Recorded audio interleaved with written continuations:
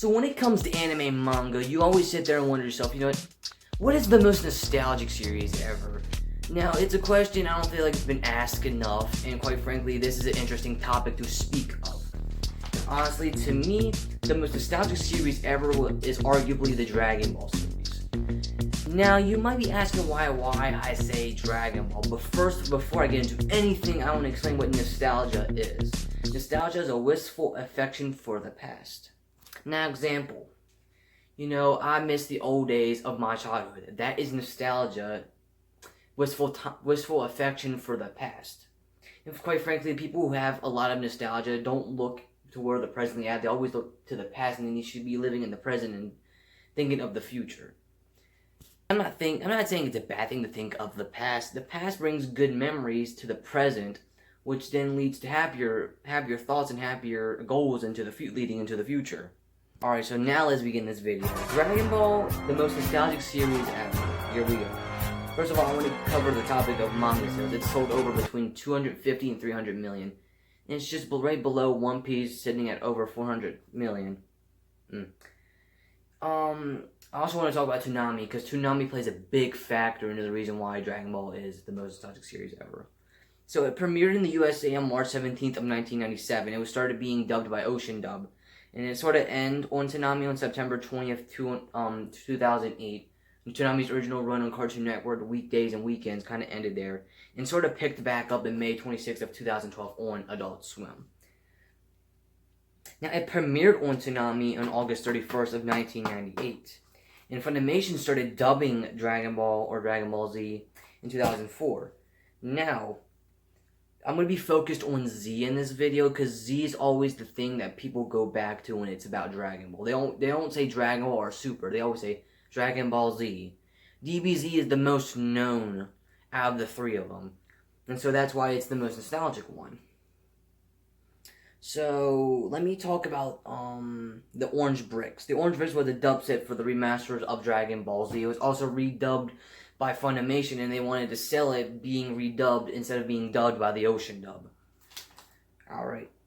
So that's out of the way, I want to talk about the quotes. This was directly from Toonami. 61 million fans, can't be wrong, Dragon Ball Z, only on Toonami. That quote right there says a lot of things. A lot of people tune into Toonami to see Dragon Ball Z.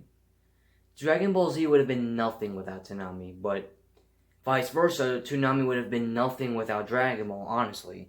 Dragon Ball was their hit show. People tuned in and sat on their asses to see Dragon Ball Z on Toonami on Cartoon Network. So that quote being said, the promotion was off the charts for Dragon Ball Z on Toonami. DBXL20 was a dedicated week of every freaking day dedicated to Dragon Ball. The regular airings in the movies, Dragon Ball Chronicles, stuff like that. Toonami promoted the heck out of it. And it was one point in time during the early 2000s where Dragon Ball took up the whole schedule. Toonami used to only air from 5:30 to 5 to 6:30. Dragon Ball almost took up the whole lineup during those days because it was so popular, because they knew that brought in the views. More views equals more, better ratings, and better ratings equals you could stay on TV for longer.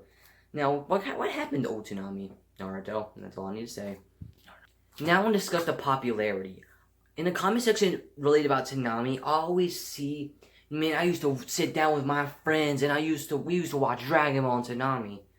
With that being said, it plays in a deep factor to why it's nostalgic, because people grew up with this show. That's what nostalgia is. But this video was always discussed on why it was nostalgia, because honestly, Toonami promoted DBZ and it became a part of people's childhood. People cannot watch a show that they don't even know about. Toonami promoted Dragon Ball Z, like I've said, so that's why people grew up with the show. They sat on their rear ends, on the floor, on the chair, even their parents, they watched Cartoon Network when they got home from school to watch Toonami to see Dragon Ball Z, or Dragon Ball. Dragon Ball and GT also aired on Toonami, but this is mostly focused on Z. And of course, you can't forget Rock the Dragon. Rock the Dragon was iconic for every kid that grew up with Dragon Ball. It's really a headbang, I had my bang to that every day, if I could. And that's basically all the background information on this topic. Dragon Ball Z, or Dragon Ball as a whole, has been a part of a bunch of people's childhoods. DBZ or Dragon Ball, I should say, didn't it was like, I forget when Dragon Ball the original series debuted. I think it was in the 70s sometime, maybe the 80s, because I believe Dragon Ball Z in Japan aired in the 1980s. So it makes me believe that Dragon Ball the original series aired in the 70s. So Dragon Ball's been around a long time. One Piece, Naruto, let's see, what else? Yo-Yo Hakusho, I mean, that ended years ago, but it was around in the 90s. Bleach hanged around for a little bit. Hajime no Ippo still going on, so stuff like that.